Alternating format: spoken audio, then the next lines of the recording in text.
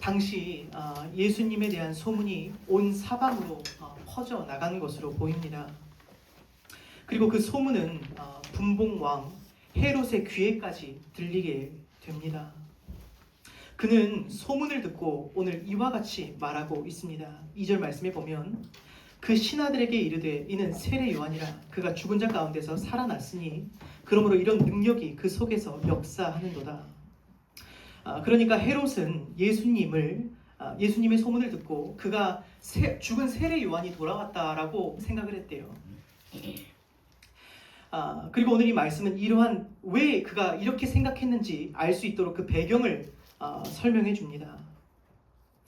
우리를 과거로 안내해 주는 말씀이에요. 3절 말씀 우리 한번 보면 전에 헤롯의 그 동생 빌립의 아내 헤로디아의 일로 요한을 잡아 결박하여 옥에 가두었으니 이는 요한이 헤롯에게 말하되 당신이 그 여자를 차지한 것이 옳지 않다 하였습니다.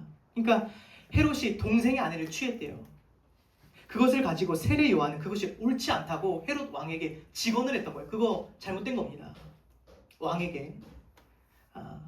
그가 바른 말을 했다는 이유로 헤롯은 세례 요한을 옥에 가두었습니다. 그리고 그를 죽이려고 했어요. 근데 5절에 보니까 헤롯이 요한을 죽이려 하되 무리가 그를 선지자로 여김으로 그들을 두려워하였대요. 그는 여론이 두려웠다는 거예요. 그래서 죽이지를 못했습니다. 그런데 그때 마침 이 헤롯 왕의 생일 잔치가 열린 거예요. 근데 그때 이제 그 헤로디아의 딸이 그 아내죠. 아내의 딸이 춤을 췄습니다. 그 헤롯 왕을 기쁘게 하려고 춤을 췄대요. 그러면 이제 이 헤롯 왕이 기분 좋은 마음으로 오늘 기분 좋다. 네가 원하는 거 하나 얘기해봐 해서 이제 얘기를 하기 시킨 거예요. 근데 그 헤로디아라는 여자도 참 독한 여자예요. 그 세례 요한의 머리를 달라고 말하라고 그 딸에게 시켜요. 그러니까 이 딸이 무엇을 요구하냐? 세례 요한의 머리를 여기 소반에 올려주래요. 그 엄마 헤로디아가 그것을 시켰다는 것입니다. 9절 왕이 근심하나 자기가 맹세한 것과 그 함께 앉은 사람들 때문에 주라 명하고 사람을 보내 옥에서 요한의 목을 베어 그 머리를 소반에 얹어서 그 소녀에게 주니 그가 자기 어머니에게로 가져가니라. 이 헤롯은 그러니까 그렇게 원한 건 아니에요. 하지만 이제 이 말한 것이 있기 때문에 체면이 있고 그 왕의 그 권력의 그 체면이 있기 때문에 그것을 그대로 했대요. 그렇게 하고 싶지 근심했지만 그렇게 할 수밖에 없었대요. 그러나 그럼에도 그는 한켠 마음이 불편했을 것이 분명해요. 왜 원한 게 아니기 때문에 죄책감과 두려움에 시달렸을 것입니다. 그러니까 오늘 어딘가에서 예수의 소문이 들리니까 그 세례 요한 혹시 살아 돌아간 거 아니냐라고 그 겁을 먹은 거예요. 그러니까 마음 한켠이 계속 찜찜했던 거예요. 오늘 그의 모습을 보면 특이하지 않습니까? 그는 왕이었어요. 근데 그는 그 큰 권력을 가졌음에도 불구하고 마음대로 할 수 있는 것이 없었대요. 세례 요한을 죽이려고 했더니 사람들이 그를 선지자로 여기니까 죽이지를 못하다가 이제는 안 죽이고 싶었는데 또 그 함께 앉은 사람들 눈치를 보니까 어쩔 수 없어요. 죽이기 싫어도 죽여야 되는 거예요.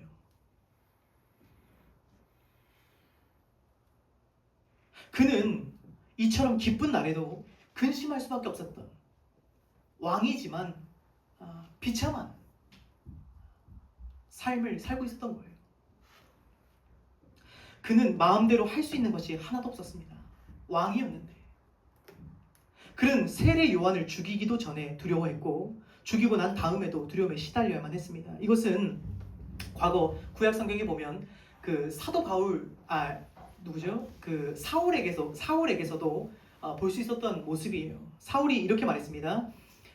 사울이 사무엘에게 이르되 내가 범죄하였나이다 고백하면서 이렇게 말해요. 내가 여호와의 명령과 당신의 말씀을 어긴 것은 내가 백성을 두려워하여 그들의 말을 청종했습니다. 백성 두려워했대요. 자, 그럼 오늘 말씀처럼 이와 같이 왕이면서도 왜 이들은 사람들을 두려워했을까? 그 권력을 가졌는데 왜 그렇게 사람들을 두려워했을까? 이유는 간단합니다. 이들이 권력을 사랑했기 때문이에요. 여러분, 사랑과 두려움은 동전의 양면이에요. 무언가를 마음으로부터 진짜 사랑하잖아요. 그러면 반대편은 뭐죠? 그것을 잃는 것은 가장 큰 나에게 두려움이에요. 돈을 사랑하면 돈을 잃는 것이 가장 큰 두려움이에요. 권력을 사랑하면 그 권력을 잃어버리는 것이 가장 큰 두려움입니다. 어떠한 사람을 사랑하면 그 사람을 잃는 것과 그 사람에게 버림받는 것이 내 삶의 가장 큰 두려움이에요. 그러니까 이 사랑과 두려움은 인간에게는 동전의 양면이라는 거예요. 헤롯은 권력을 사랑했어요. 권력에 굉장히 집착한 왕이에요. 그러다 보니까 아이러니하게도 그 권력을 지키기 위해서 사람들의 눈치를 끊임없이 보는 거예요. 권력을 가졌는데 권력을 써보지도 못해요. 눈치 보느라고. 그 권력 지켜야 되니까. 그러니까 자기가 권력을 가진 것 같지만 가만 보면 권력이 이 사람을 가진 거예요. 권력의 노예가 된 거예요. 마음대로 하는 게 하나도 없대요. 권력이 있는데. 그리고 이와 같은 모습은 전형적인 하나님 없는 인생의 모습이에요. 이 세상은 두려움이 이끌어가는 세상이라고 해도 과언이 아니에요. 그렇지 않습니까? 하나님이 없다고 해서 사람들이 자기 마음대로 사는 게 아니에요. 또 다른 것의 노예로 살아갈 뿐입니다. 돈을 소유하려 했는데, 내가 돈을 소유하려 했는데 가만 보면 내가 돈의 노예가 돼 있고, 내가 인정받으려고 했는데 어느새 보면 내가 인정의 노예가 돼 있어요. 죽을까봐 두렵고, 버림받을까 두렵고, 잊혀질까 두렵고, 가난하여 궁핍할까 두렵고, 인정받지 못할까 두렵고, 돈이 없으면 죽을까 두렵고, 돈이 있으면 또 잃을까봐 두렵고, 이 두려움과 죄책감이 노예가 살아가는 원동력이에요. 계속 두려움으로 사는 거예요. 한국 사람들은 배고파서 안 먹더라고요. 배고플까봐 먹어요. 밥을 먹는데 배고파서 먹는 게 아니라 배고플까봐 두려워서 먹어요. 아, 이따 배고파. 그러니까 두려움이 이끄는 거예요, 이 삶을. 헤롯이 겉으로는 두려워하지 않습니다. 그러나 그 내면은 두려움으로 꽉 차 있는 거예요. 근데 참 신기합니다. 두려워는 하는데 회개는 안 해요. 돌이키진 않아요. 이것이 인간의 완고함이고 반역성인 것입니다. 잠깐 우리는 서론과 같이 이 헤롯을 통해 하나님 없는 삶을 잠깐 우리가 살펴봤어요. 하나님 없는 삶은 어떤가? 두려움이 이끌어가는 삶. 나는 하나님의 종으로 안 살 거야. 나는 하나님의 노예로 살지 않아. 그러면 자유롭냐? 아니에요. 세상의 노예로 살아가요. 자, 그럼 이어서 이제부터는 그럼 하나님과 함께하는 인생은 뭐가 다른가? 자, 그거 좋습니다. 하나님 없는 인생 그렇다 치고 그럼 하나님 있는 사람들은 뭐가 다릅니까? 라는 질문이 생겨요.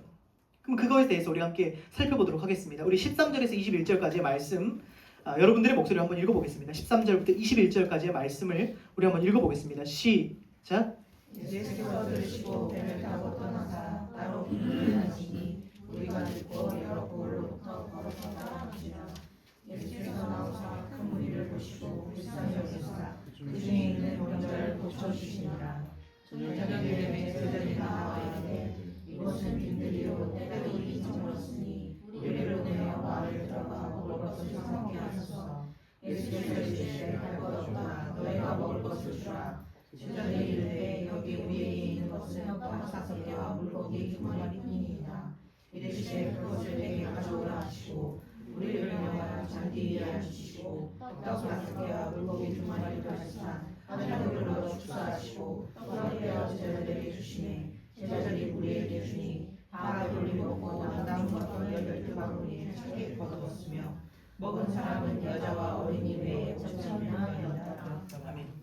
우리가 잘 아는 말씀이죠. 오병이어라는 그 교회 안 다니는 분들도 다 아는 이야기예요. 여러 무리가 예수님을 따랐습니다. 근데 예수님은 큰 무리를 보시고 불쌍히 여기셨대요. 긍휼히 여기셨습니다. 그래서 그 중에서 병자들을 고쳐주셨다고 말하죠. 그러다가 이제 해가 저문 거예요. 저녁이 됐어요. 저녁 때를 놓친 거예요. 날이 어둑어둑해졌어요. 그래서 제자들이 이제 예수님께 나옵니다. 15절 저녁이 되매 제자들이 나와 이르되 이곳은 빈들이요 때도 이미 저물었으니 무리를 보내서 마을에 들어가서 먹을 것을 좀 얻어오게 하소서, 사 먹게 하소서 그랬어요. 이것은 어쩌면 매우 합리적인 제안이었어요. 그렇죠? 당연하죠. 해가 저물었고 이제 먹을 것이 이곳은 없으니 이제 먹을 걸 먹고 오게 해주세요. 이곳은 빈들이었고 때도 이미 저물었습니다. 그들이 가진 것은 고작 떡 5개와 물고기 2마리. 이것은 당시 보통 어린아이들의 한 끼 식사 정도 됐다고 해요.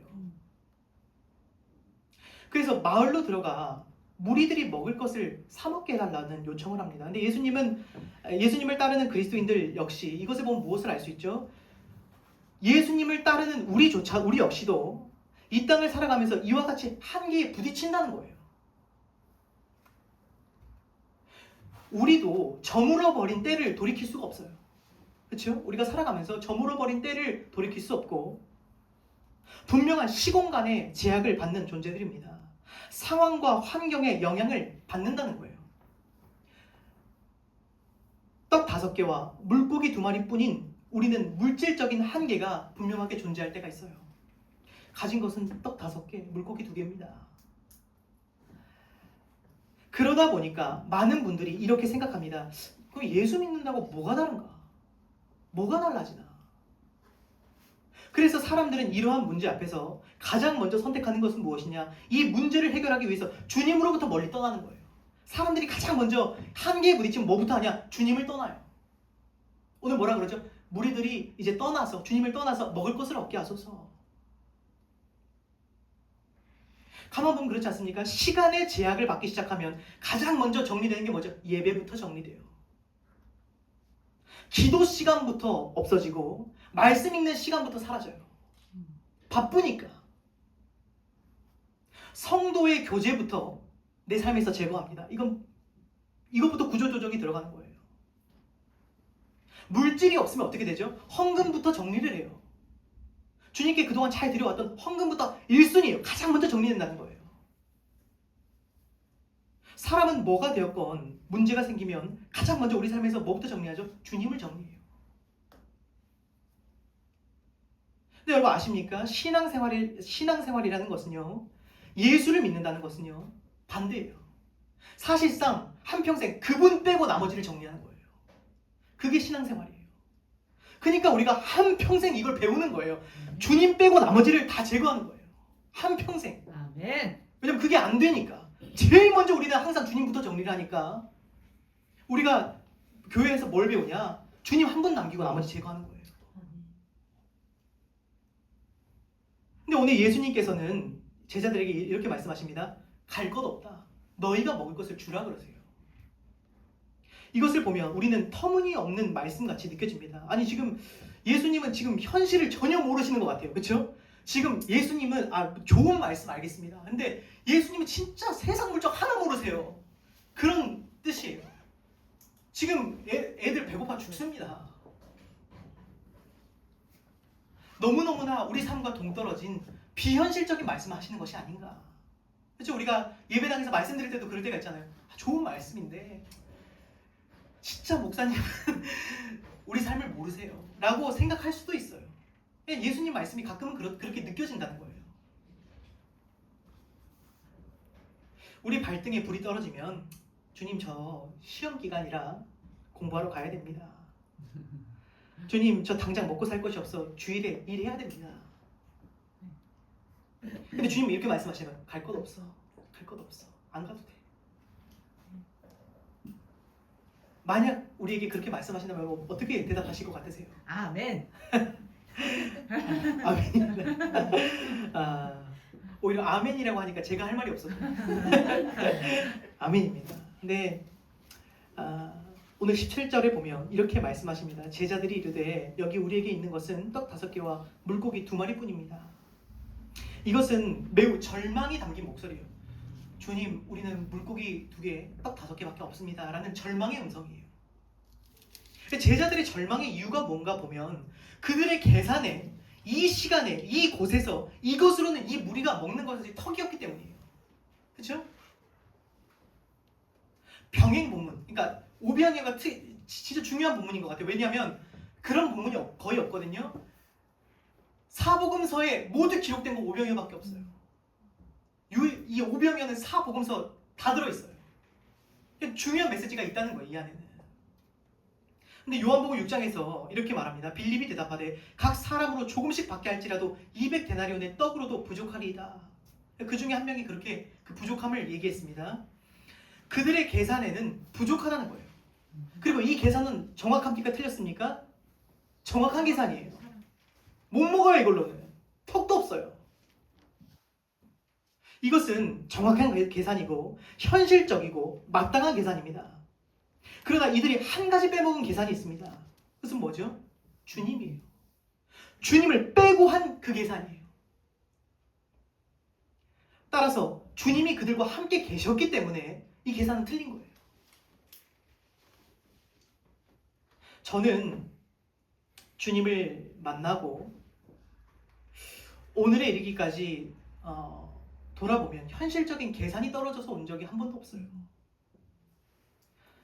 제가 그 이제 신학교를 마칠 무렵 결혼을 한다고 했을 때 사람들이 어떤 분들은 미쳤다 그랬어요. 너 뭐 있냐? 계산이 서서 결혼하지 않았어요. 그러다 보니까 저보다 항상 제 주변이 더 많은 걱정을 하세요. 아이를 가질 때도 계산이 서서 이렇게 해야겠다. 모은 것이 있어서 아이를 낳은 게 아니에요. 그냥 생겨서 낳았어요. 현실적인 계산은 나오지 않았습니다. 교회 개척을 할 때도 마찬가지입니다. 현실적으로는 계산이 없었어요. 사실 뭐 아시는 분들은 아시겠지만 지금 저희 4인 가족, 제 가족이 살아가는 것은요, 계산으로는 절대 답이 없어요. 저희 가족이 생계를 유지하는 수입이 4인 가족이 살아가기에는 일반적으로 봤을 때는 말이 안 되는 금액이에요.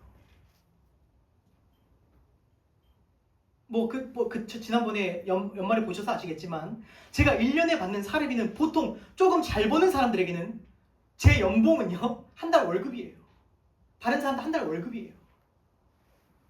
혹은 일반적인 사람들의 2달 혹은 3달치 월급이에요. 그리고 아내가 조금 벌어요. 그러다 보니까 제 친구가 하루는 진짜로 궁금해서, 악의 없이 진짜 궁금해서 저한테 물어봐요. 너 어떻게 살아? 어떻게 살아 너? 궁금한 거예요, 자기도. 그러나 제 계산과 사람들의 계산은 달라요. 사람들이 볼 때는 도저히 답이 나오지 않아도 저에게는 사람들이 모르는 계산이 있는 거예요. 저는 오병이어를 사실상 경험하며 살아가요. 풍성하신 하나님의 은혜를 경험하며 사는 것입니다. 이것이 그냥 말이 그런 것이 아니라 얼마나 즐거운 삶인지 몰라요. 오늘 20절에 보면 다 배불리 먹고 남은 조각을 12바구니에 차게 거두었대요. 제 삶을 돌아보면 지나온 날들 주님께서 얼마나 신실하게 입히고 먹이셨는지를 몰라요. 그러니까 그냥 딱 맞춰서 입히시고 먹이신 게 아니에요. 돌아보면요, 차고 넘치게 먹이셨어요. 저는 자주 다이어트를 합니다. 그만큼 주님은 저를 차고 넘치게 먹이세요. 이게 될까 했는데 돌아보면 또 먹이셨더라고요. 기가 막히신 주님이십니다. 그런데 오늘 제가 이렇게 말씀을 드리면 적어도 2가지의 오해가 생긴다고 생각을 해요.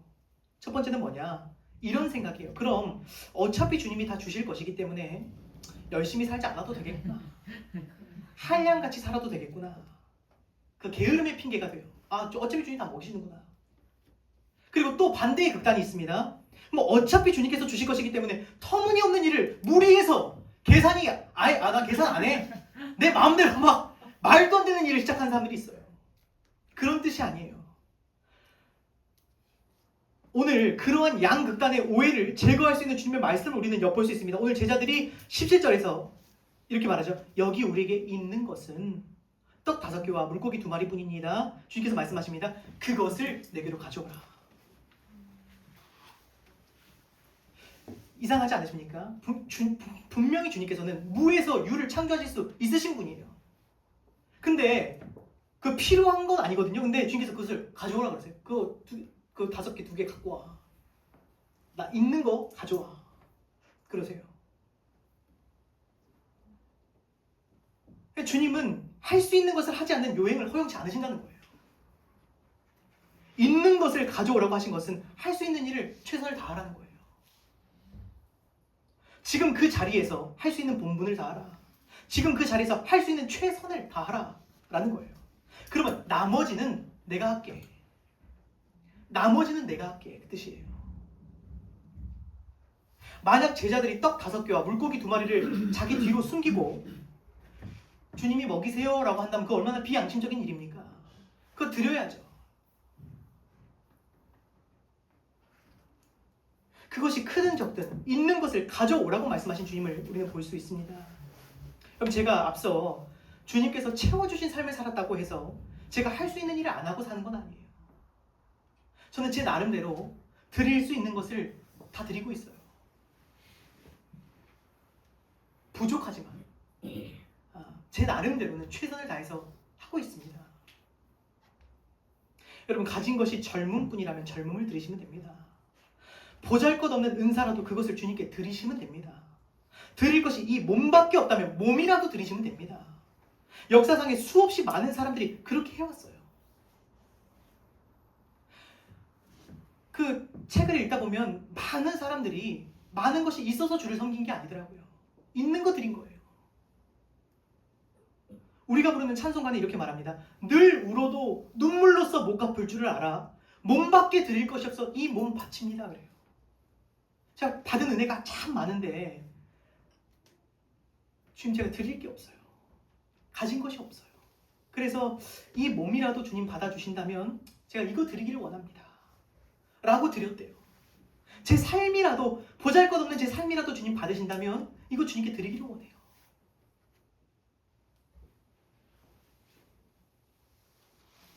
그것을 드렸을 뿐인데 그것을 가지고 주님께서 놀라운 일을 행하시기 시작하신다는 거예요. 여러분, 주님께서 우리에게 요구하시는 것은 과정이지 결과가 아니에요. 결과는 주님 거예요. 주님 손에 있어요. 우리의 본분은 뭐냐? 있는 거 갖고 와. 있는 것을 드려라. 없는 것 보지 말고, 안 주신 것 보지 말고, 주신 것이 있지 않냐? 이미 너에게 있는 것이 있지 않냐? 그것을 내게 가져오라.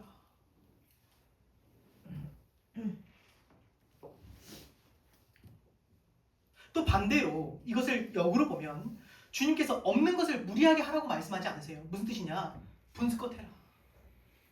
무슨 TV 보니까 무슨 이단 교주들은 뭐 대출 받아갖고 다 갖고 오라 하더라고요. 주님 그런 주님이 아니세요. 할 수 없는 것을 막 끌어와서 해라, 그런 분이 아니세요. 네가 할 수 있는 거 해라. 분수껏 해라. 무리하지 마라. 이게 우리 주님의 선하심이에요. 감당할 수 있는 것을 요구하세요.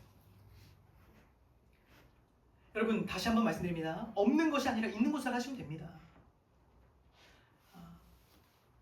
제가 오늘 또 처음 오신 분들이 있기 때문에 이 교회는 작년 5월에 여기에 지어졌어요. 그러니까 1년이 채 안 됐죠. 그 전에 3년 동안은 저희 가정에서 그 청년들 몇 명과 함께 예배를 드려왔습니다. 근데 사실 교회를 개척할 때도 그런 마음으로 했어요. 없는 것을 봤다면요, 저 개척 못했을 것 같아요. 근데 그때 당시 있는 것이 뭐였냐? 제가 살고 있는 집이 있고 주신 복음이 있으니까 가정에서 복음 나눈 거예요. 있는 것으로 했어요. 그럼 그 안에서 주님께서 이게 될까? 일하시더라고요. 어쩌면 저는 그렇게 생각합니다. 크리스천이야말로 진짜 현실 감각이 있는 사람들이에요. 왜 그러냐면 나태하지도 않고요, 무리하지도 않아요. 할 수 있는 만큼 최선을 다하고 못하는 것을 우리가 어떻게 하겠습니까? 그렇지 않습니까? 살면서 할 수 있는 거 최선을 다해요. 근데 못하는 거 어떻게 해요? 그거 주님께 맡기는 거예요. 그럼 그것을 주님이 이루세요. 이보다 더 현실적인 것이 더 있습니까? 없어요.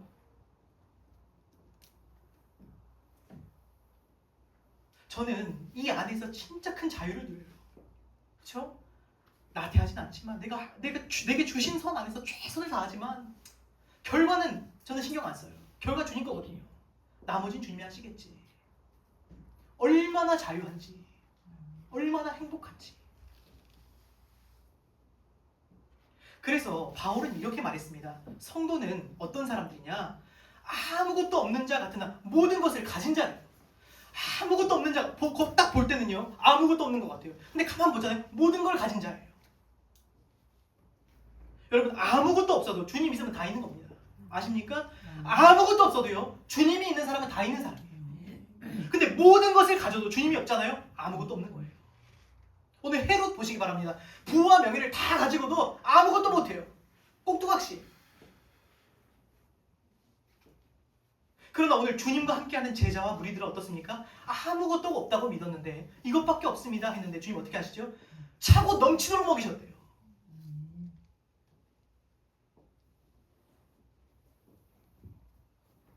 제가 세상 사람들 보니까 그렇더라고요. 그냥 가만히 옆에서 보니까 제가 볼 때는 그분들이 얼마나 충분해 보입니까? 충분히 있으신 것 같은데 충분히 먹을 게 있고 많이 가지신 것 같은데 두려워서 그걸 못하더라고요. 그렇게 많이 가지면서도 없는 것만 보고요. 그래서 두려워서 저 결혼 못해요. 두려워 저 애 못 낳아요. 결혼을 어떻게 해서 애를 낳아도 애가 잘못될까봐 아무것도 못하고 그 애 주변에 헬리콥터처럼 빙빙빙빙 돌고 있어요. 두려워서 어떻게 할 줄을 몰라가지고. 놀라운 것은 이것이 그렇게 부유하다는 강남에서 가장 많이 일어나는 일이에요. 그죠? 가장 부유하다는 그 사람들이 그렇게 살아요. 신기하지 않습니까? 두렵다는 거예요. 많이 가졌는데 아무것도 없는 거예요. 생각해보면. 이게 세상입니다. 이것이 세상과 성도의 차이예요.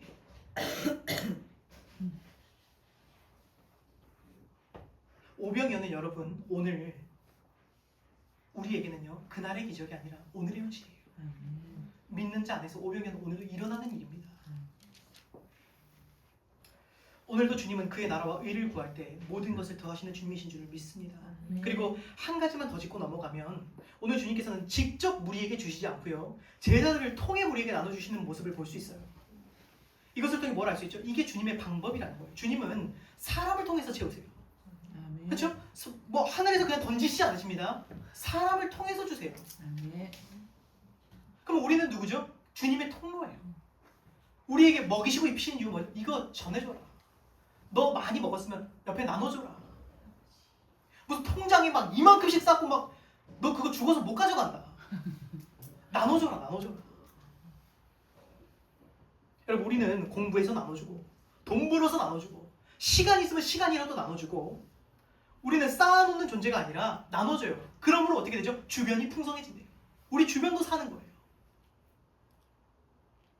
또 동시에 20절에 보니까 남은 것을 바구니에 다 담습니다. 그러니까 낭비되는 게 없어요. 주님께서 이렇게 먹고 남았는데 그걸 다 담았대요. 왜 그러셨을까? 생각해보면요. 시간이건 물질이건 무엇이든 주님이 주셨기 때문에 우린 나눠요. 근데 또 반대로 주님이 주셨기 때문에 낭비하는 게 있어서는 안 돼요. 소중한 거예요. 이게 또 성도가 가진 균형이에요. 나누지만 주님께서 주셨기 때문에 이것을 나누지만 주님께서 주셨기 때문에 낭비는 없고 이것이 성도의 모습이라는 사실을 우리가 한 가지 기억하고 넘어가면 좋겠습니다. 우리 이어서 보겠습니다. 24절부터 33절까지의 말씀 24절에서 33절까지의 말씀을 우리 한번 읽도록 하겠습니다. 시작. 주께서 소리나서 바람이 거스름으로 물결로 말미암아 고난을 당하라. 강사령이 예수께서 바다 위로 걸어서 제자들에게 오시니 제자들이 그가 바다 위로 걸어오심을 보고 놀라 열명하며 무서워하여 소리지르거늘 예수께서 즉시 이르시되 안심하라 나니 두려워하지 말라. 베드로가 대답하여 이르되 주여 만일 주님이시거든 나를 벗어나 물 위로 올라오소서 하니 오라 하시니 베드로가 외쳐대며 물 위로 걸어서 예수께로 가되 바람을 보고 무서워 빠져가는 것이며 주여 나를 도와주소서. 예수께서 손을 내밀어 그를 붙잡으시며 이르시되 믿음이 작은 자여 왜 의심하였느냐 하시고 배에 함께 오르되 바람이 그치니라. 배에 있는 사람 33절까지입니다. 시작. 배에 있는 사람들이 예수께 전하며 이르되 진실로 하나님의 아들이시소이다 하더라. 아멘. 자, 이어서 두 번째 사건은 이것입니다. 제자들이 배를 타고 가다가 풍랑을 만납니다. 바람이 거스름으로 물결로 말미암아 고난을 당하더라. 그때 예수님께서는 물 위를 걸어 제자들에게 다가가십니다. 그때 제자들은 놀라서 유령이라 하며 무서워 소리 지르거든. 그러니까 제자들은 지금 이 바람도 바람인데 주님이 더 무서운 거예요. 물 위를 걸어오시니 더 무섭다는 거예요, 그게. 그때 주님은 안심시켜주세요. 17절. 즉시 이르시되 안심하라. 나니 두려워하지 말라. 그럼 사실 물 위를 걷는 일, 예수님은 뭐 나 봐봐 나 물 위 걸을 수 있어라고 보여주신 게 아니에요. 그냥 본인께는 그냥 아무 일도 아니었던 거예요. 그냥 걸으셨어요. 근데 베드로는 예수님께서 당연히 그러하실 수 있다는 생각을 하지 못한 것 같아요. 그래서 주님은 안심시켜 주시는 것입니다. 그리고 베드로는 이렇게 말하죠. 대답하여 이르되 주여 만일 주님이시거든 나를 명하사 물 위로 오라 하소서 하니 주님께서 대답하시되 오라. 주님 저 물 위를 주님처럼 걸어보고 싶어요 한 거예요. 주님께서 오라. 그러니까 베드로가 배에 내려서 물 위를 걸어갑니다. 베드로도 참 대단한 사람이에요. 보통 사람 아니에요. 물 위를 걸어서 예수께로 가되 30절 가다가 바람을 보고 무서워 빠져가는지라 소리질러 이르되 주여 나를 구원하소서 하니 예수께서 즉시 손을 내밀어 그를 붙잡으시며 이르시되 믿음이 작은 자라고 왜 의심하였느냐 하시고 배에 함께 오름에 바람이 그치는지라. 여러분 베드로는 예수님을 바라볼 때 응시할 때 예수님처럼 물 위를 걸을 수 있었어요. 그렇죠? 사실 성도가 그리스도인이 되어서 그리스도처럼 나도 살아보고자 할 때 그것은 어쩌면 물 위를 걸어가는 일과 비슷해요. 그럼 지금까지 살아온 방법과 다르거든요. 내 정욕대로 살아왔고 내가 하고 싶은 대로 살아왔고 내 평생에 내 방식대로 살다가 그분과 같이 살아보겠노라 하는 순간 어떻게 되죠? 물 위를 걷는 것 같아요. 부자연스럽고 불편합니다. 근데 그것도 모자라 이 세상이라는 거대하고 거센 풍파가 몰아쳐요. 근데 그럼에도 불구하고 베드로가 그분을 응시할 때는 곧잘 걸었어요. 그 길을. 그런데 오늘 말씀이 뭐라고 말합니까? 바람을 보고 베드로는 무서워 빠졌대요. 그는 그 순간 주님으로부터 시선이 떨어진 것입니다. 상황을 바라봤고 그 상황에 압도되어 버린 거예요. 우리는 이것을 쉽게 이해할 수 있어요. 그렇지 않습니까? 우리가 때로는 예배당에서 말씀 듣고 할 때 왠지 자신감이 나와요. 살 수 있을 것 같은데? 말씀대로 살아볼 수 있을 것 같은데? 예배당 문을 열고 주님께로부터 시선이 떨어지는 순간 어떻게 됩니까? 두려움이 몰려요. 이거 못하겠다.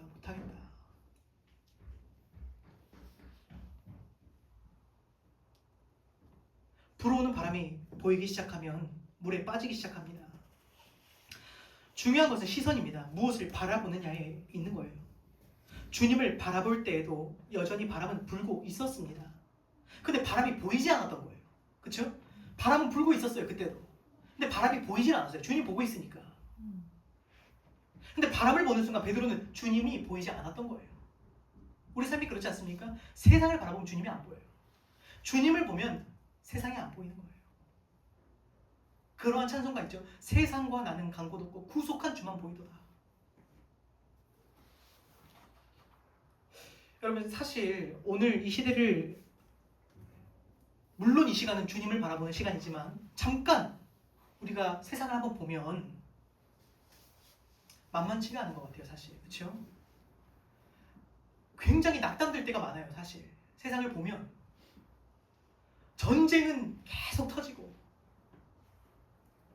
언제 전쟁이 터질지 모르는 우리 역시도 이제 안보의 불안감, 고유가, 고물가, 고환율 모든 것들이 치솟고 굉장히 불안정한 사회를 우리는 지금 살아가고 있어요. 아십니까? 어떤 이런 기상을 봐도 그러니까 이 기후를 봐도 경제를 봐도 사회를 봐도 정치를 봐도 어디를 둘러봐도 거센 바람이 불어오는 것 같아요. 그럼 사실 저는 그것을 가만히 응시하고 있잖아요. 무섭더라고요. 이제 나는 앞으로 어떻게 되지? 이제 앞으로 내 자녀가 살 날은 어떻게 되지? 앞으로 교회는 어떻게 되지? 이 세상은 어떻게 될까? 그래서 가만히 응시하고 있잖아요. 두려움이 몰려와요. 그러나 그때 우리는 주님을 바라보래요.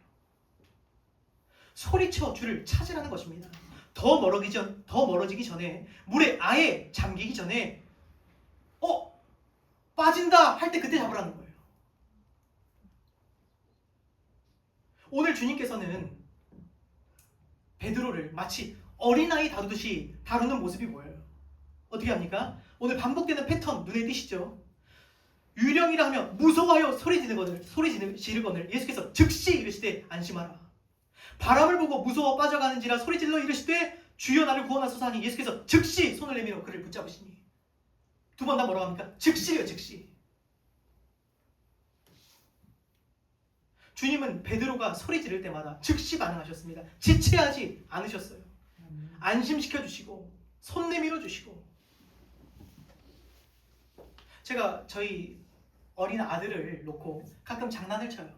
어떤 장난을 치냐? 어딘가에 올려놓고 중심 잡아봐 하는 거예요. 그러면 제 손은 어딨냐? 뒷짐지고 있습니까? 아니에요. 그 바로 옆에 있어요. 넘어지면 바로 잡아주려고. 즉시. 아빠는 즉시예요, 즉시.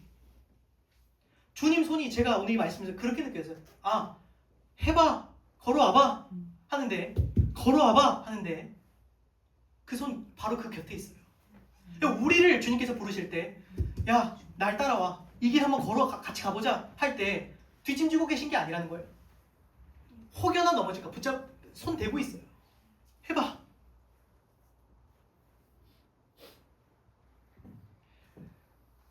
오늘 왜 의심하였느냐라고 주님께서 물어보시는 이 말씀은요, 원어의 의미로, 뉘앙스로 보면 이런 뜻이에요. 왜 처음 가진 마음이 변하였느냐라는 질문이에요. 왜 의심하였느냐? 왜 처음 가진 마음이 변하였느냐? 그러니까 처음에 주님 보고 할 때 갈 수 있을 것 같았는데 의심이 들어온 거예요. 오늘 주님께서 이렇게 우리에게 물으시면 어떻게 대답하시겠습니까? 왜 예배당에서 다짐했던 마음이 변하였느냐? 왜 처음 주님 만났을 때 그때 마음이 변하였느냐? 왜 의심하였느냐?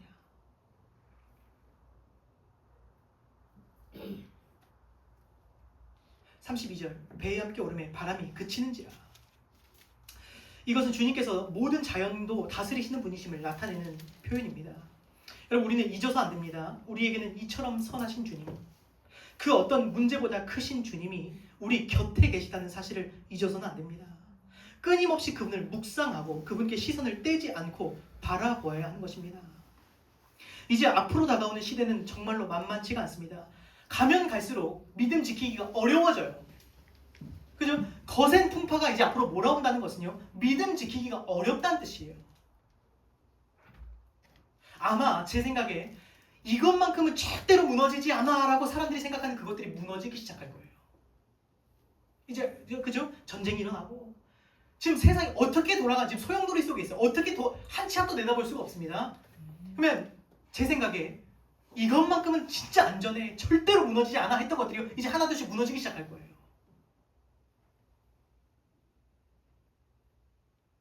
그때 영원하신 주님이 있어요.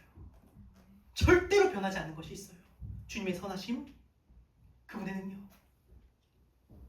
그것을 의지하는 저와 여러분이 되기를 간절히 소망합니다. 아멘. 그분 안에 있는 우리는요, 그 무엇도 해치지 못한대요.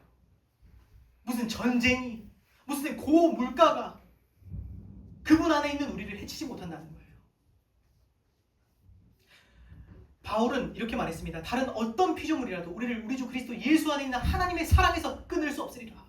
그 사랑에서는 절대로 못 끊는다. 어떤 것도.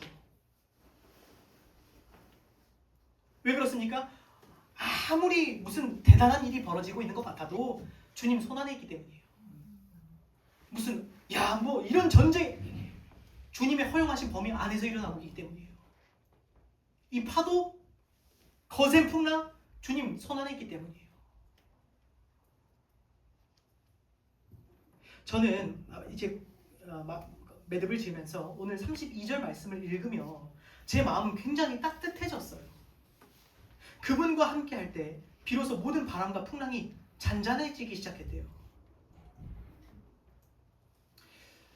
저는 어느 날 제 스스로를 가만히 돌아보면 그냥 제 스스로를 볼 때 때로는 물 위를 걷는 느낌이에요.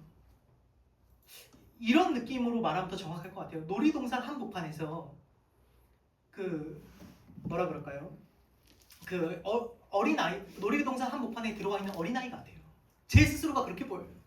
왜 그러냐면 저는 앞서 말씀드렸듯이 어떤 계산을 하고 지금 이 자리까지 온 게 아니에요. 계산이 없었어요. 지금도 없습니다. 그냥 주님 손 붙잡고 이 자리까지 왔어요. 그 어린 아이가 무슨 뭐 놀이동산 계획 짜고 옵니까? 계획은 부모님이 짜시고 주님의 계획이고, 그러니까 아버지의 계획이고, 자녀는 그냥 아빠 믿고 따라오는 거예요. 놀이동산 한복판에 들어간 거예요. 길도 모르고 아무것도 모릅니다. 그래서 저는 주님 손을 놓치면 놀이동산에서 엄마 손을 놓친 아이처럼 아무것도 할 수 없다는 생각이 들어요. 아시는 분들은 아시겠지만 제가 무슨 목회 어떤 방법론을 알고 개척한 게 아니에요. 무슨 이런 교회가 돼야겠다 뭐 연구하고 막 그렇게 교회를 세운 게 아니에요. 제 안에는 한 가지밖에 없었습니다. 이 복음은 모든 믿는 자에게 구원을 주시는 우리 하나님의 능력이다. 왜냐하면 그 복음이 저를 바꿨거든요. 그래서 확신이 있었던 거예요. 이 복음은 반드시 사람을 변화시킨다. 더디더라도 이 복음에는 분명히 능력이 있다. 그거 하나 믿고 시작했어요. 그러다 보니까 저에게는 차선책이라는 게 없어요.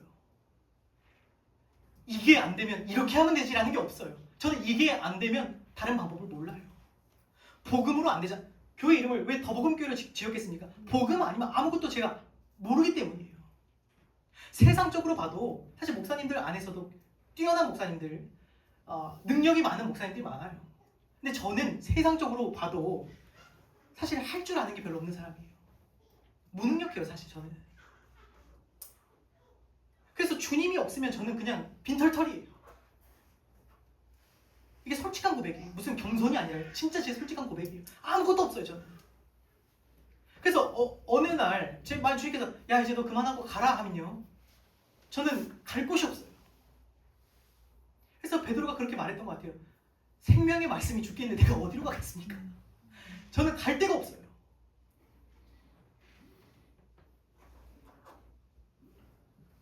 그래서 그런 저를 붙잡고 손잡고 여기까지 오셨기 때문에, 그러다 보니까 더더욱 그런 것 같아요. 제가 가끔은 그래요. 주님께로부터 눈이 떨어지고요, 상황이 보이기 시작할 때가 있어요. 인간적으로. 그러면 제가 그게 보이기 시작하잖아요. 그러면 저는 그 상황과 환경이 압도돼 버립니다. 이번에도 주님이 도와주실까? 지금까지는 이끌어 오셨는데 내일은 이끌어 주실까? 때로는 진짜 막막할 때가 있어요. 이제 어떡하지? 여기까지 들어오긴 들어왔는데 이제 어떡하지? 내일 안 먹이시면 어떡하지? 의심이 들어와요. 물속에 빠지는 거예요, 저는. 근데 참 그때마다 제가 뭘 하겠습니까? 어린 아이가 놀이동산에서 아빠 이런 것처럼 우는 거예요. 좀 도와주세요. 도와주세요.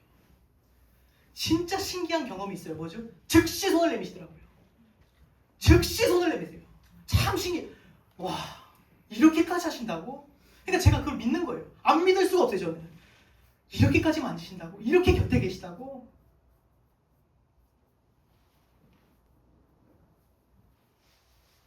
항상 다가와서 말씀하세요. 아빠 여기 있어.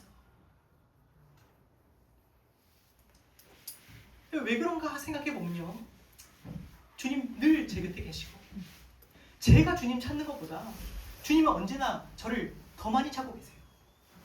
그러니까 그러신 거예요. 그분은 어떤 분이시죠? 하늘 보좌 버리고 이 땅까지 우리 찾으러 오셨대요. 그럼 그분이 우리를 더 찾으시겠습니까? 우리가 아버지를 더 찾고 있겠습니까? 아버지가 더 찾고 있어요. 저는 오늘 이 믿음이 작은 자여 왜 의심하였느냐라는 이 말씀이 이렇게 저한테는 들려요. 뭐라고 들리냐? 어디 갔었어? 찾았잖아. 괜찮아, 괜찮아. 이제 괜찮아. 그렇게 해서 아빠 손을 잡은 아이는요, 세상에 두려울 게 없는 거예요.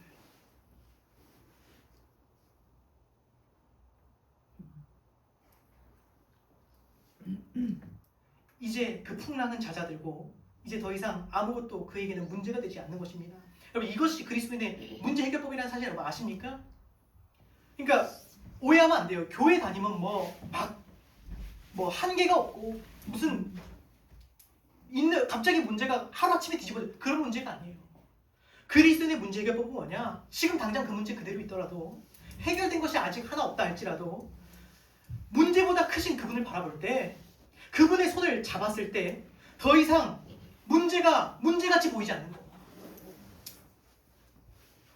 세상과 나는 간 곳 없고 구속한 주만 보일 때, 그게 성도의 문제 해결이에요. 분명히 문제였는데 주님 바라보니까 문제가 희미해지는 거예요. 아, 내일도 하시겠구나. 아, 내일도 이끄시겠구나. 지켜주시겠구나. 그래서 저는 주님 손 놓치는 게 가장 두려운 사람이에요. 왜 그러냐면, 그러니까 저는 그 생각만 해도 너무 끔찍해요. 제가 아침에 일어나서 가장 먼저 주님부터 더듬어 봐요. 아직 계신가? 물론 이게 실제로 그렇다는 게 아니라 마음으로 그것을 생각해 본다는 거예요. 지금 계신가? 말씀 기억해보고 지금 내 곁에 계신지 돌아보고. 그게 아침에 제 루틴이에요.